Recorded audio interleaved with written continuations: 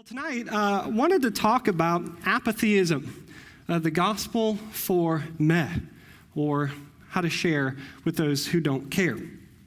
I've been thinking a lot about apatheism for the past few years. And the first time I encountered apatheism was in England. My wife and I lived in Cambridge for 3 years. I was working at nearby Air Force bases.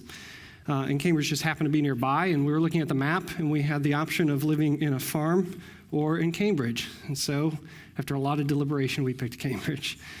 And if you've ever been over there, it's an amazing city. And you kind of get lost just walking around, looking at all the buildings. And so that's what I would spend just about every weekend. If I didn't need a place to go, I would just walk around the city. And I'd been there at this point about 2 years. So I'd had a lot of experience with conversations. My wife and I were what they call pastors in the Anglican church there, which we would probably call deacons. We were overseeing some community groups. So we had a lot of interaction with Christians and people that were coming to faith, atheists, and all very, very intelligent people. So I had a lot of experience in this culture up until that point. And on one of my walks, I noticed in the market square that a Muslim man had set up a little booth. And it said something in the front, I don't remember, but it was trying to attract people to come and talk to him about Allah and the Quran, religious belief, faith. And he had pamphlets, and he would lean over. And British people are really polite. They took the pamphlet, but I don't know, there's like a magnet of paper in the nearby trash bin. And that's where they always ended up, right? They would take it because they don't want to be rude. They would do like 2 looks. He's not looking great. It's in the trash can. They would move on. And so I watched this for like 3 months over one summer. He's just persistent trying to get people to talk to him. And one day it was pretty soggy, wet. It's unsurprising for England. And I kind of felt bad for him. I'd seen him try this for 3 months without any effect. And I decided, if I was in his position, I would like to talk to somebody that, kind of sees what I'm trying to do, even though I disagree with him. So I bought him a cup of coffee, walked over, and handed it to him. And he looked at me like, "What are you doing buying me coffee?" And he asked, "Why did you give me this?" I told him, I think it's something that Jesus would do. Try to slip it in there, right? I got 15 minutes. Let's go. And he said, "Oh, you're a Christian, huh?" And I said, yeah, I am. And I thought we were going to start to talk, but I won't forget it. He looked at me, and then he looked down at his table, and he's like, "So you feel my pain?" And I was like, "No, bro. I am not trying to convert anybody to Islam. So I don't feel your pain." Right? But that's not what he meant. And he looked back up, and he looked around, and there was a lot of people around us, all with their umbrellas. And he says, "These people don't care anything at all for God. How can that be?" That's the pain he assumed I was sharing with him. As somebody who believed in God and found that question important, God's existence, surely I'm experiencing the same thing he's experiencing. And I thought about it for a moment, and he was right. I kind of lived in a cloistered bubble, in a small community of Christians. But most of the interactions I had outside of that little tiny bubble were things that were along the lines that this fellow was trying to draw my attention to. I thought of some instances. For example, conversations I had with atheists about faith. And they said, to be honest with you, I don't really care about faith. And the conversation kind of went to the reason. Well, science has all the answers for us. So he had no reason to care about faith. Another time I went to a book release for an author that had written a book on an Enlightenment thinker. And one of the questions after the presentation of the author was, "Have you thought about exploring the theological ramifications of your work?" And he scoffed and he said, "No, it's too much time, and it would only be interesting to a few Americans." And everyone's like, "Whoa." And the chuckle. I wasn't. I was like, no motivation. And then I had conversations with people like that just didn't want to talk about it, right? I just don't really feel like having that kind of a conversation. So there's this lack of will of thinking about questions relating to God. I returned to the United States, and lo and behold, you experience the same thing. I remember talking to somebody and asking them point blank, what do you believe about God? And I got this look that was exactly like Jim Halpert deadpanning camera 2 in the office after his buffoon manager asked him some kind of stupid question, right? Just did not care whatsoever. And that's when I started thinking, like, this is a phenomenon that's real. It's something that I'm experiencing, and if I talk to other people, like, they get it too. What is this? And I thought I had invented a word, apatheism, but I was wrong. People had come up with that term before me. Apatheism is that passionless, detached meh that you receive when you ask a teenager about their religious convictions. Apatheism is the motivation that people have for circling none when pollsters ask them about their religious affiliations. It's listlessness in churches of people that don't know why they believe, nor do they care to find out what they believe. And I want to argue tonight, partly, that apatheism is far worse than atheism and pluralism. This represents a greater challenge to the church for the gospel and evangelism than both atheism and pluralism, that being religions. So what is apatheism exactly? It's nothing new.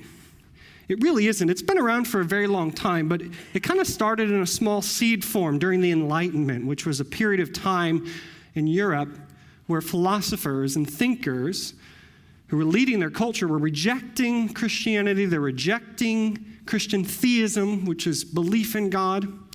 And they were migrating either towards deism, which is this kind of God in the sky who doesn't really care and has left us to discover the way he's created things or it's created things, or atheism. There is no God at all.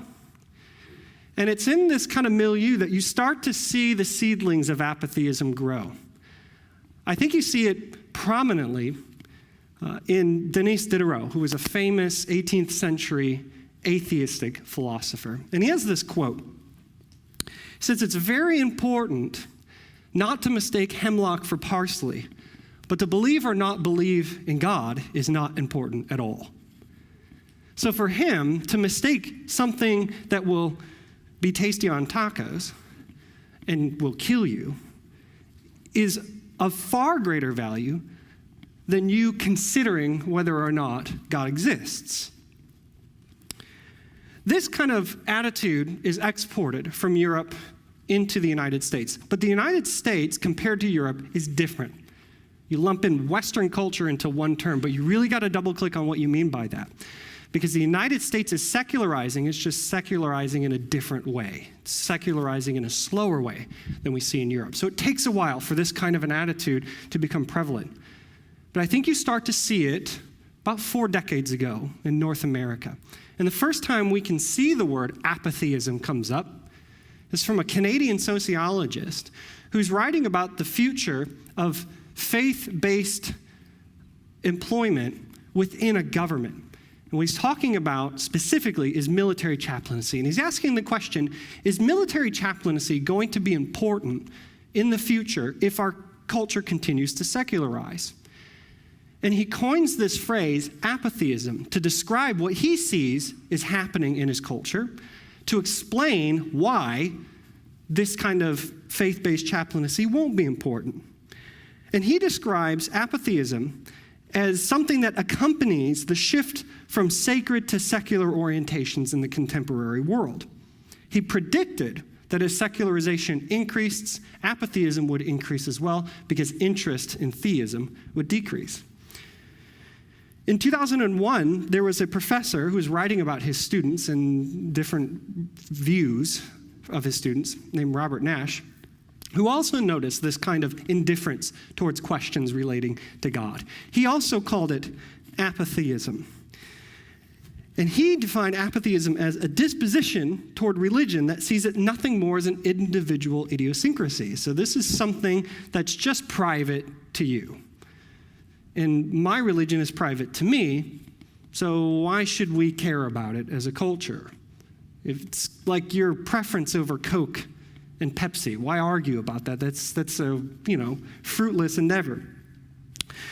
In 2003, apatheism was kind of introduced to American culture through a very influential essay called Let It Be by Jonathan Rauch, published in the Atlantic Monthly. This comes 2 years after the events of 9/11. That's important because what Jonathan Rauch is describing is what he believes to be a cure for religious zealotry, religious fanaticism. So for that context, it would have been Islamic Salafism or extremism, right? And he sees himself actually as an apatheist, and he describes apatheism like this: a disinclination to care all that much about one's own religion, and an even stronger disinclination to care about other people's religions. He says that if you don't care all that much about your own religion, then you won't end up doing things like the terrorists did on 9/11. And if you don't care all that much about other people's religions, then you won't try to put your religion on somebody else. So we won't end up with the opposite spectrum, tyranny, like the Khmer Rouge. So apatheism could be a solution. It could be a good thing. He says this about it: apatheism should not be assumed to represent a lazy recumbency, like my collapse into a soft chair after a long day. Just the opposite. It's a product of a determined cultural effort to discipline the religious mindset, and often of an equally determined personal effort to master the spiritual passions. It's not a lapse, it's an achievement. And so for the first time, this phenomenon goes from just being identified by people to having a value ascribed to it. No longer are we being descriptive, this is what apatheism is, but we're being prescriptive. You should adopt apatheism because it could lead to something good for our culture. A few years later, in 2008, another philosopher noticed that there's actually differences between apatheism and other views that you think would be related, like atheism and agnosticism. In fact, you might now think that it's just some kind of subset of those two. Milenko Budemeyer noticed that theism is interest in the positive answers of does God exist? Agnosticism is neutral interest in the question of does God exist? Atheism is negative in how we answer does God exist? You see? So theism says, yes, God exists. Agnosticism says, we can't know if God exists. And then atheism says, no, God does not exist. That's how we tell those apart. But apatheism comes along and says, that entire question is irrelevant. It's just not an important question. So think about your experience with an agnostic or an atheist. You actually had the conversation, right? Because they're interested in the same thing you are. Does God exist? If so, what does God's existence mean? If he doesn't, what does God's existence mean? Can we even know if God exists? You have to at least have interest in these questions in order to have a conversation. But apatheism, staring across the room at a theist, an atheist, and an agnostic all talking about these things, just sees the entire episode as a waste of time. That's a very important distinction between apatheism and things that we think would be related. And then finally, and most recently, there were two philosophers by the last names of Hedgeberg and Hizaravich who identified that the core element of apatheism is specifically indifference towards what they called existence questions. So it's not indifference towards religion. It's not indifference towards spirituality. It's indifference specifically to the questions, does God exist? Can we know if God exists? If God exists, what does that mean for humanity? If God does not exist, what does that mean for humanity? It's disinterest in those questions. Because if you answer those questions and you express interest in those questions, what then develops around it? But your spirituality and religions, right? This was a really keen observation. Because, again, it shows us that regardless of how the theist, the agnostic, and the atheist answer the question, does God exist, they at least find the questions interesting. The apatheist, however, does not find the question interesting whatsoever. Thinking about all of these things I wanted to take my own stab at a definition of apatheism.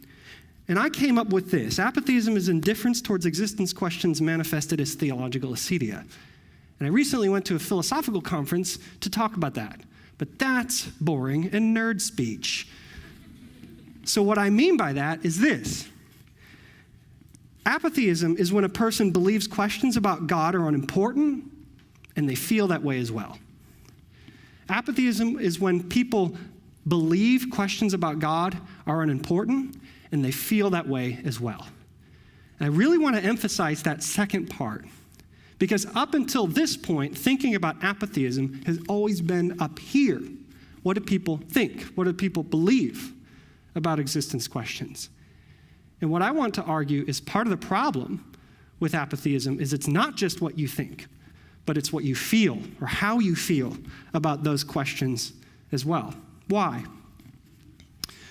Well, because when we think about the human experience and we think about how we formulate beliefs, unfortunately, most of the time, we give too much favor to what's called the cognitive aspect of our, formulation of beliefs, our thinking, our processing of information and data and knowledge.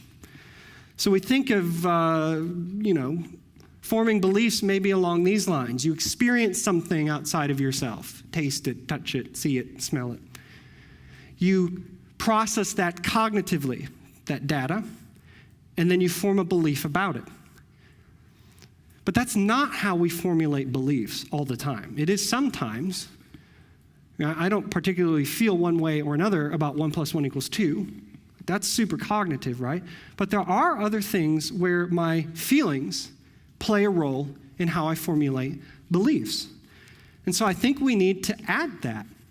It's not just taking in data and processing it cognitively, but it's also taking in data and processing it what we would call affectively.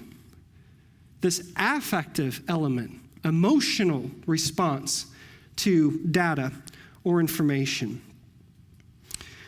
This is a conversation that's occurring and has been occurring, if I'm not mistaken, for the past 3 decades in psychology. What comes first? The cognitive or the affective? The affective or the cognitive? Or is it a little bit of both? It's probably a little bit of both. But when I think it comes to apatheism, I tend to favor the emotional over the cognitive. There's definitely the cognitive, like the example I gave earlier. Somebody believes science answers everything for them. But what about those that don't want to have the conversation? They're hiding from it, or they don't have a motivation. Or there's some kind of energy that has been drained and zapped from them. Is that purely cognitive? Ian McGilchrist is a psychologist who's thought a lot about the relationship of that affective to the cognitive. And he makes a really interesting argument. He says that one's feelings are not a reaction to one's cognitive assessment. In other words, how you feel about something is not a reaction to what you thought about it to get there. But it's the reverse. The affect comes first and the thinking later. How you feel about something pops into the scene before you can even have a chance to think about it. Well, how can that be? How can that be? The reason we ask that question is because we've bought into the idea that we are Homo sapiens. You're like, speak for yourself. I don't know what you are. I consider myself a Homo sapien. What I mean by that is, what does Homo sapiens mean? It means thinking man. We're just brains on a stick, rational creatures. We think, cognitive. But that's not true, right? I mean, think about it from the biblical and Christian worldview. There's something else here that's affecting us. We're also lovers. We're also worshipers. We're homo adorans, man who loves as well. And so what I think he's discovering and is onto is right. That our beliefs are formulated by how we feel about something as well. I mean, think about it like this. Imagine that you are walking through the woods. You're hiking. And you stumble upon a creature. And the creature looks like this. what kind of processing do you go through first? Is it the cognitive or is it the affective? Right?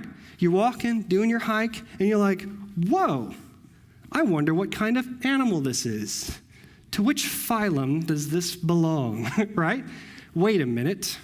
This is a poisonous snake. I should run away.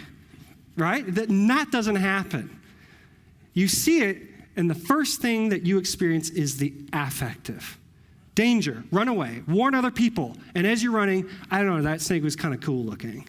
I wonder what kind of snake it was, right? Or when you're trying to relay the story. Was it a rattlesnake? Like, yeah, its rattle was the size of a pickup truck, right? Then all of a sudden, now you're interested in the cognitive assessment of what you just experienced.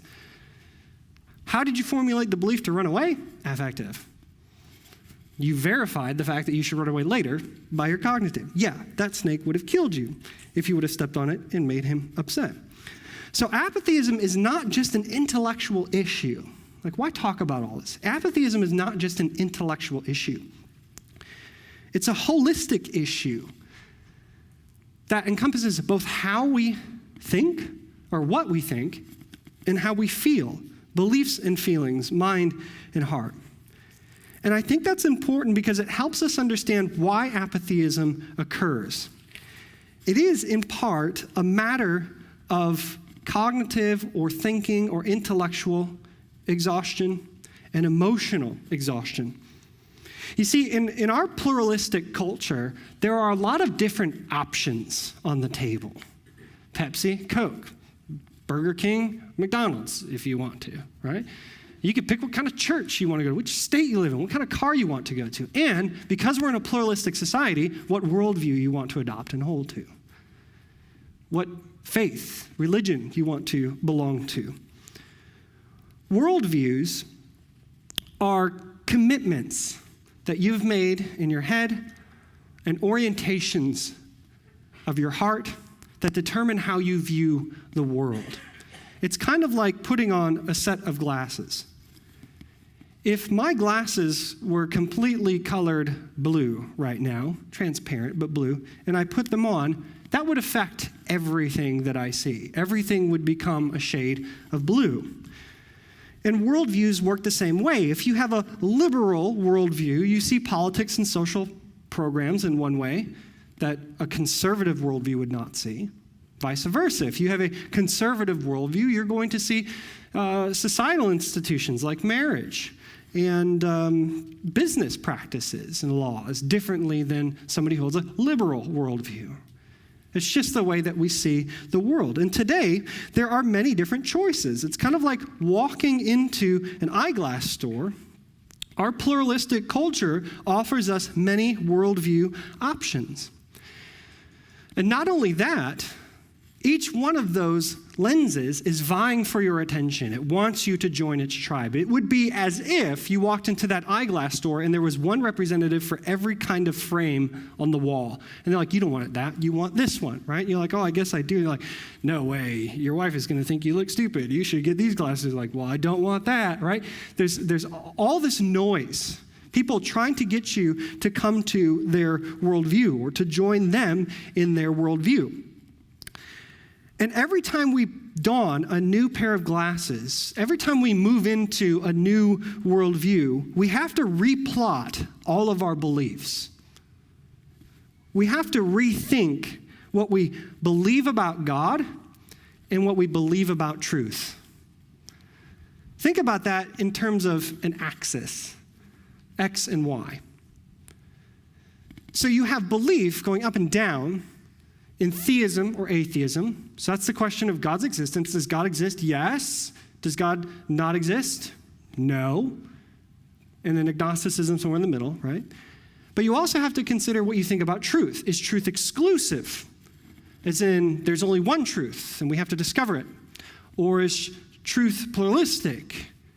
Are there many truths and you just kind of have to find the truth that works for you?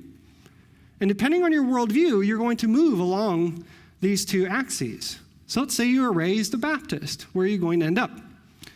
You're going to end up high in theism and high in exclusivism. Yes, God exists, and the best way to understand God is through the Baptist faith, right? But let's say you grow up and you move away from home and you move into mainline Presbyterianism. Well, they're a little more pluralistic. Definitely they still believe in God, but now you have to reevaluate what you think about truth. And as you're reevaluating what you think about truth, you move even further along into some kind of liberal Christian denomination where, you know what, it doesn't really matter what people believe because God's going to save them all anyway. I mean, I still believe in God, but yeah, is the truth, the gospel's not exclusive. Like, why even evangelize? But then one day something sets you off and you jump ship all the way into new atheism. Now, two things have happened. One, you've dropped all the way down to the bottom of this graph and you've become no to God's existence, but you've also gone back to exclusivism. Because if God doesn't exist, then none of the religions can be true. So you're just as fundamentalist as your upbringing was if you were some kind of independent fundamentalist Christian, right? But you don't like being there for very long, and then you move over to agnosticism, so you're less concerned about whether or not God exists. Maybe he does, maybe he doesn't. And sure, other people's views can be acceptable. I don't really care. I mean, look at this plot. It's exhausting mentally, having to think about where you are on these X and Y axes, and reevaluating what you think about God and what you think about truth. But this is why I say we really have to pay attention not only to the cognitive, but the affective, not only to what we think, but what we feel. Because every time you plot and replot, you're not just on an X and Y axis. You're also on a Z axis between how strongly you feel about where you are on the X and Y axis, questions of truth and God, and maybe how little you care about truth and God. So if you are a Baptist, your affectivity, how you feel about it, is very strong. If you move around the graph, right, going liberal Christian, maybe you don't care as much anymore. But if you're a new atheist, you care a lot, and so you're putting a lot of emotional energy into it. And if you're agnostic, maybe you don't care at all again. So this all kind of leads you to a state of both mental and emotional exhaustion.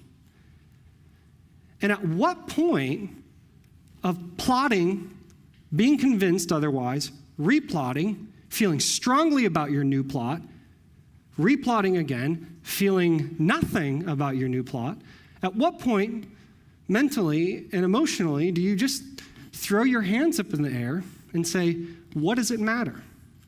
There's too many options on the table. I just don't care. It's easier to walk away from the table altogether. What I want to do right now is I want you to share experiences that you may have had with this kind of thing, to get a concrete example in your head of what I'm talking about. If you've not experienced anything like that, that's okay. Maybe somebody around you has. So let's just take a couple of minutes and share with each other very briefly in one or two sentences if you've experienced this kind of phenomenon before. Okay, I'm really interested just briefly to hear the results. So I'd like to do it by polling, if we can. How many of you in this room have experienced apatheism before from somebody? Okay, probably maybe half, a little under half. How many of you have maybe sensed that through other relationships, but you haven't come in direct contact with it before? Okay. And then somebody that's like, this is a completely foreign thing to me. You must not go to my in-laws for Thanksgiving where we bring up God.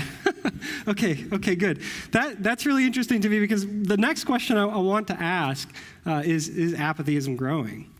I mean, ironically, why should we care? If it's like, Kyle, you've just happened to run into the 8 apatheists that live in the world, I'm like, it's everywhere, right? Is apatheism growing? Here's the sad answer. It's impossible to tell. And I'm predicting we'll never be able to know. And there's a few reasons why. One, polls that gauge religious life in America do not ask people whether or not they care. They ask, what is your religious preference? A lot of people say some kind of theism. A lot of people say, I don't really have a religious preference. And they go, that's interesting, goodbye, and they walk away. But you don't ever get to double click into that data. Recently, pollsters have started to ask the question, a follow-up question like, well, why are you religiously unaffiliated? And you can see, I think it's 13% in a 2017 poll of the United States, say that religion is not important in their life. You could say there's the apatheism, right? But listen to that question, that statement again. Religion is not important in my life. That doesn't mean you don't care about it. It just means you don't come in contact with it, right? So we're not asking people whether or not they care about questions that are related to God's existence. But there are two things I think that we can look at to kind of gauge whether or not apatheism is growing. And the first one is the rise of the nuns. Not N-U-N-S, the sweet ladies at the Carmelite shrine, right? N-O-N-E-S, nuns, as in when they're asked, what is your religious preference, they circle none. This poll was taken in 2017 American Family Survey, and they have discovered that quite a few people, 34% of the United States, identify as religiously unaffiliated. And under that are your common categories of agnosticism, atheism, I don't know, right? Just some kind of unaffiliation. That should cause, concern. I'll say it like that. When you compare it to numbers like Protestant Christianity is 34%. So there's 1% more of the United States that identifies as Protestant Christian than people that identify they have no religious preference whatsoever. That's over a quarter of our population. So think about that for a second. If you have no religious identification, then there's a chance you just don't find religion important, right? So that could be one indicator. But again, think about what's in the nuns, atheists, and agnostics. We've already said they might be interested in existence questions. They're just not interested in religion. So we have to be careful with that. The question, that I asked, how many of you have experienced that was interesting to me because when it comes to the distribution of the nuns across the United States, you could probably guess where it's strongest, the Northwest and the Northeast. And you could probably guess where it's not the strongest, the South and the Southeast. But guess where it's, there are the fewest nuns in the 50 states. Guess which state that is? Alabama. We're in 13% of Alabamians are none. And you're not going to believe it. In second place is Louisiana. I was like, get out of here. What happened, Mississippi? The most are New Hampshire, Vermont, and then Washington and Oregon. So that's interesting to me. We live in an area where, and this will help a point I'm going to make later, but we live in an area that's very religious, and yet we're experiencing apatheism. Nuns are growing, not the people, but the population. In the past decade, well, they're growing too, I hope. In the past decade, there's been an 11% increase in nuns, according to Gallup. Second, religious service attendance in the United States is declining. It's declined 4% over the past decade. You might say, well, that's not bad. But here's the problem pollsters are discovering. It's called the American halo effect. People report religious service attendance more than they actually go. Because when you're asking them, how often do you attend church? It's every Sunday. Who's asking, right? And so they report more, right? So it's probably a lot less than that. So if religious service is attending or declining, you can imagine if you find questions about God's existence unimportant or indifferent, then why go to a religious service? You might go, I don't know. So I think if you look at these two pieces of data together, we see an increase in the rise of the religiously unaffiliated and a decrease in religious service attendance. To me, apatheism could be a force driving both of these metrics. But here's a caveat. Not all nuns are apatheistic. And not all religious people are not apatheistic. Like, this is where it gets really confusing. Not all nuns are apatheistic. You can be an atheist that really cares about questions of God's existence. And not all religious people are not apatheistic. You can come to church and not care about existence questions, do you see? Like, that's why I think it'll always be impossible to be able to tell. You can be a nun and be spiritual but not religious, still care about God, and you can be a religious person and be apatheistic. You just don't care about God. That's why I think half of us in this room, in the state where there is the least amount of the religiously unaffiliated, say, yeah, I've experienced some kind of apathy towards God in his existence from somebody. It affects the church both inside and out, right? In the streets and in the pews. Apatheism permeates everything in that way. So that gets to the last question I want to ask tonight. Like, why is apatheism a problem? Why is it a problem? If we know what it is and we think it's growing, then why should we think it's a problem? Why don't we just compel the apatheist out of their apathy with some kind of winsome argument, right? Some kind of sermon, study, conversation. Like, just get them in church. They'll figure it out. Apologetics. Do we know that term? We've heard that term. Apologetics, a defense for the faith, is that field of study. Like, how can we make the most compelling argument to shock people out of their blasé days? Here's my question in response, because that is a question I get a lot. Aren't you assuming that they're interested in having the conversation in the first place? And like, isn't that the entire project of apatheism, is to not care? So my answer to, well, why don't we just come up with a compelling apologetic argument, is because they don't care. Nobody's going to argue about something that they don't care about, right? You only argue about something that you care about, that you feel invested in, that you're passionate about. Again, if you were to ask 4 categories of people, theist, agnostic, atheist, and apatheist, do you believe in God? Theist says yes, the agnostic says I don't know, the atheist says no, and the apatheist says who cares? That is a completely different breed of answer. You've got something to work with here, don't you? Even if they said we can't know as an agnostic, or I would say no as an atheist, and in pluralism, I believe in God, it's Allah, right? You at least have something to work with because you're interested in those questions, the same questions we're interested in as Christians. But the apatheist is standing outside going, you people are stupid. You're just wasting your time. Why have this conversation? Their apathy overwhelms and drains the question, do you believe in God, of its power. That's what's challenging. It's very problematic.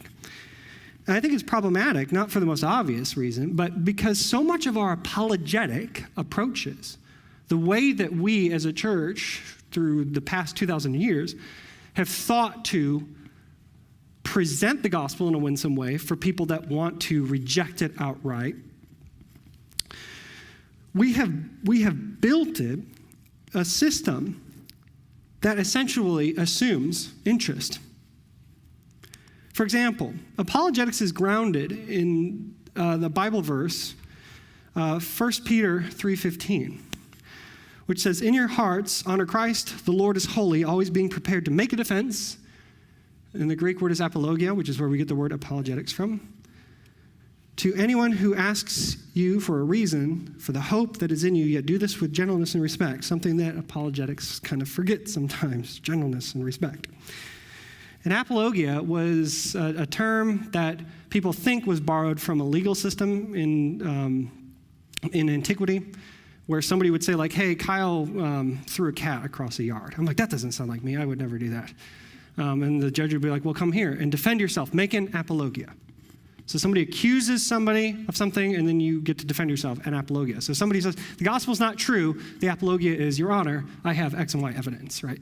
That's the concept of apologetics. And so our whole apologetics starts with a biblical foundation, and that's good. That's where it should start. But the problem with apatheism when it comes to this kind of a foundation is, think about it. What was the context that 1 Peter was written in? People really cared about whether or not God exists. They specifically did not like Christians. So there's persecution and there's oppression. Peter is writing people that were being persecuted by people who have an active interest in the question of God's existence and were seeking to subvert Christianity. Well, that is not what we have with apatheism. Second, we have modeled most of our apologetics off of the famous sermon by Paul in Athens at Mars Hill. A little close to home, isn't it? Like, in Acts 17, on the way that Paul approached culture. It's seen as the quintessential model of Christian engagement with the culture. And rightly so, because it's brilliant what Paul does. Do you remember the story? He walks into Athens, and he's preaching the gospel, and people are like, that's pretty interesting. Why don't you come to the Areopagus, which is Mars Hill? The area that we all talk about new philosophies. He's really interested in hearing that. And Paul's like, done deal, because I get to present the gospel now to these influential philosophers in Athens. And as he's walking towards the Areopagus, he sees a statue to the unknown God. There's a pantheon, lots of different statues. Athens was a pluralistic environment. Sound familiar? And everybody had their gods, right? Well, they didn't want to make gods mad that they forgot, so they built one statue that was a catch-all to the unknown God. We don't know who this God is. We just know that this God is super powerful. It's above all the other gods. We don't want to make this God mad, so here's a statue. We don't even know if it looks like that. That's not the statue of the unknown God. It was just a cool picture that I saw on Google, right? But Paul sees this statue, and he's like, there's my in. They believe that there's an unknown God. They just don't know who that God is. So what does he do? He walks into Mars Hill, and he says, men of Athens, I see that in every way you are very religious. Paul's very religious too, in the good sense of the term, right? And so, after establishing that, noting that he has a minimal common interest in what? Theism. They believe in an unknown God. He believes in Yahweh. So they at least all agree on a fundamental thing. God exists. He presupposes that interest in existence questions. Does God exist? And he answers the question, yes. And he's been revealed through Jesus Christ and presents the gospel. He gets to the resurrection. They laugh him off the stage, right? We know this story. This has led to apologetic models within Christianity, all the way back from like the early church, being a very top-down approach. Start with God and work your way down to people. And the standard approach goes something like this. First, assume that your audience or that the person you're dialoguing with or talking to shares some kind of interest in God. Then, give an apologetic, a top-down defense of Christian theism. Let me give you an example. The classical approach in apologetics says that you start with evidences of God's existence. And once you get them to realize, like, yeah, some kind of God exists, that's not okay, because you've just moved them from atheism to idolatry. So then what you do is say, well, like, what kind of God exists? And then the second part of the argument is moving them away from just theism to the gospel, away from just theism to Christian theism. So you present some kind of argument in that fashion, a top-down approach, starting with God and working your way to man. And then you discuss any objections that they might have, and once you've gotten past the objections, then you share the gospel with them. This method is roughly kind of what I learned when I was first learning about apologetics, even kind of what I experienced when people were sharing the gospel with me and I was resistant to them. I recognize this, and I've used it with people myself. I'm not saying it's a great method, but not for apatheism. Why? Well, to go back to the statue of the unknown God, if you assume that they're interested in that, step one is already gone. You can't make an argument of God's existence if they don't care about whether or not he exists, or even the question of whether or not he exists. So here's my question for us. What if we're living in an Athens without a statue to the unknown God? What do we do? I don't know, I'm serious. What do we do? I'm just kidding. I do have some thoughts about that. I think what we do is we have to rethink our strategy, right? Because now we know this is the issue. We can't assume that they have any kind of interest in theism. So how do we approach apatheism with the gospel? I think we start by reversing the approach. Instead of a top-down, you work from a bottom-up, right? This is actually, in a way, this isn't in a way. This is the way that John Calvin starts his famous Institutes, which is this grand survey of theology, right? He starts with, you've got to know yourself before you can know your relationship to God, right? So it's not an uncommon thing within Christianity to start from the ground up when you're teaching or you're trying to present something to somebody. Why would we start from the bottom and work our way up? Well, because they're not interested with what's up. They're interested with what's on the bottom. And what's on the bottom? Them. Like there's a really serious problem if you're not even interested in yourself.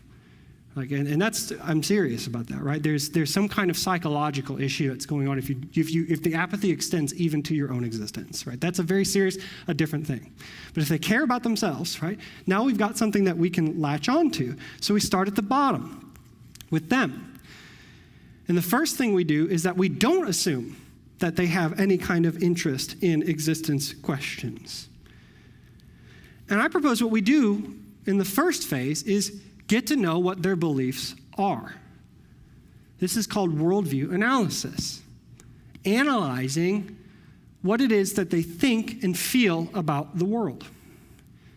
And you can analyze somebody's worldview by asking, what do you believe about it all? Not what do you believe about God, but what do you believe about it all? What do you find important? What drives you?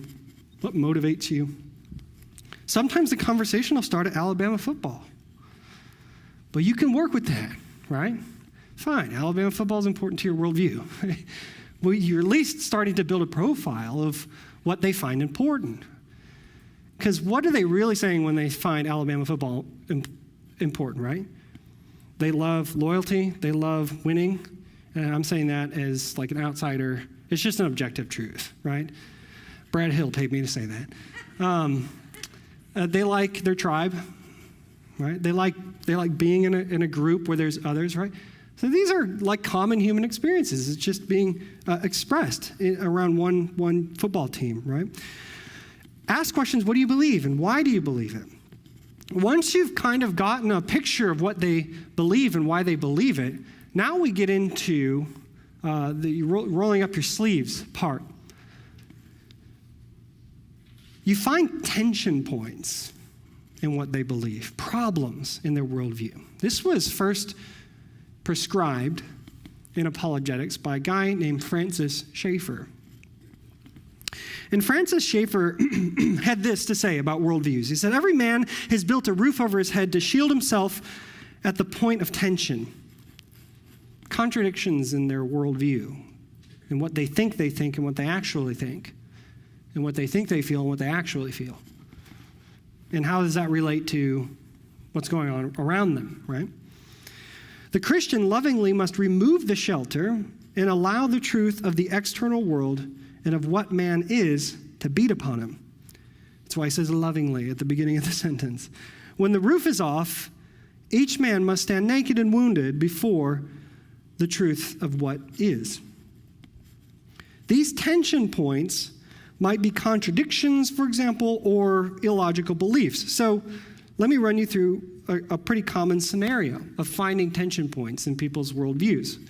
You can ask the question, how do we know what's right and wrong? Like, what is good and bad? What is right and what is evil? And who says so? Like, who determines moral authority? Who is the one that sits in judgment and looks on us or around us and says, that is right and that is wrong?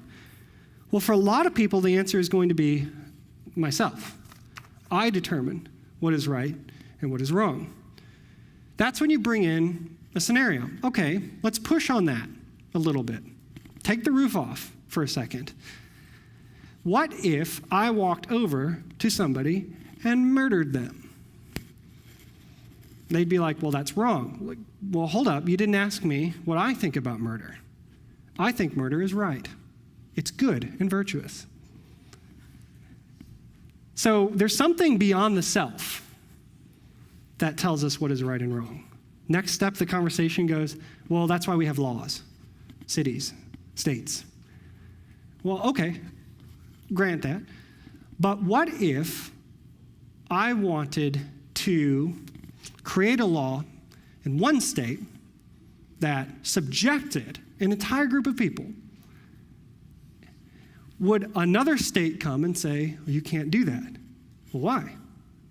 If it's the government that makes the rules in states, who's to say that what they're doing is wrong? Okay, well, that's why we have nations in Washington, D.C. Okay, what if one nation decided the systematic execution of an entire race of people was a moral good? What right would another country have to come in and stop Hitler? You see the problem? You're only kicking the can up higher and higher and higher until ultimately what you have to say is, in the future, there's probably going to be some kind of world government that determines what's right and wrong. But you can still say, what if the world government says it's good to commit genocide to an entire group of people? At that point, you have to say, I don't know. That's a hole. That's a problem in a worldview without objective morality, without God saying it's wrong to murder people, it's wrong to oppress people. And so gently, you press on that point. And hopefully in this conversation, they'll move to another phase, which is a reaction. They'll doubt, well, wait, why doesn't my worldview work here? There's something wrong with it. There's something deficient. Look, and we haven't even gotten to questions of whether or not God exists, right? There's something wrong. Pebble in their shoe now. There's doubt. And doubt's not always a bad thing, especially when you want somebody to doubt something that's wrong. And it's going to be especially key here for us because doubt leads to interest. What have you ever doubted that you were not then interested in? Wondering why you're doubting it, right? This is a point that Danish philosopher Søren Kierkegaard makes in a book called Johannes Climacus. And he, talking about objective thinking, makes a really interesting argument that I think is true. He says, you can't always get somebody who's apathetic to think about something without first getting them to doubt. Because if they have no motivation or reason or will to think about the thing that you have asked, then it's going to be dead on arrival. But if you get them to doubt, that doubt leads to interest. And so Kierkegaard says, doubt is a higher form than any thinking. For it presupposes the latter, it presupposes thinking, but it has something more, a third, which is interest. So doubting leads to interest, and interest then fuels them into thinking. And if they're thinking, all of a sudden new possibilities are on the table, and they begin to be curious about which possibility is right. And it's only at that point that I think they're ready to talk about what an option might be. And here's where you present the gospel. Saying, to go back to that previous example we were talking about, like Christianity does not have this problem. Christianity doesn't go, well, if there's one world government and the government says it's okay to commit genocide, I don't know what to do. I guess you just go along with it. You say, no. God says it's wrong to commit genocide because all human beings bear the image and likeness of God and murder is a sin. It doesn't matter what we think about it. It always is evil. It always is wrong. Then they're ready to talk. Then they're curious about why their worldview, the way that they thought about things, was insufficient, but the way that you have just presented things works or is a better way to think about things.